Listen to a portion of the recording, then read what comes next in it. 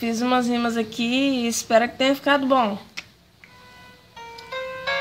Tenta não reparar nela.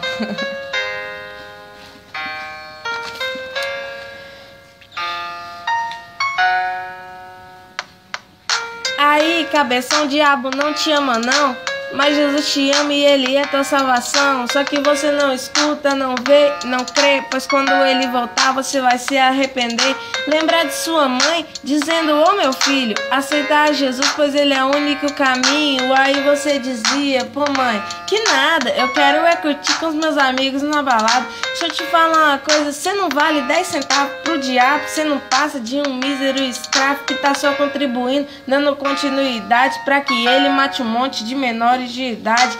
Então, irmão, o diabo tá por aí na rua, ele não tem família, então quer destruir a sua. Entrou por uma brecha e ele não tem dó, vai só te decaindo até te levar ao pó.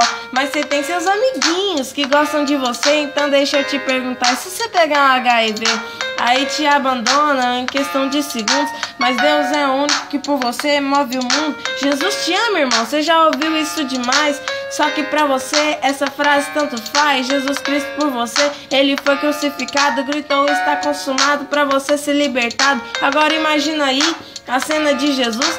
Será que seus amiguinhos iriam morrer por você numa cruz? Então, pois é, você já sabe a resposta. Se liga, cabeção, que Jesus bate em sua porta, quer entrar na sua casa pra sua vida ele mudar. Mas ele não é em cruz, só entra se você deixar. Então deixa ele entrar pra mudar a sua vida, assim como fez com a minha. Olha só minha alegria, pela graça de Deus eu tô aqui firme e forte, mas tem uns moleque aí que prefere até a morte. Falo isso porque tem uns colegas meus, você pergunta se é ateu, o cara te diz graças a Deus. Aí você fica tipo: hã?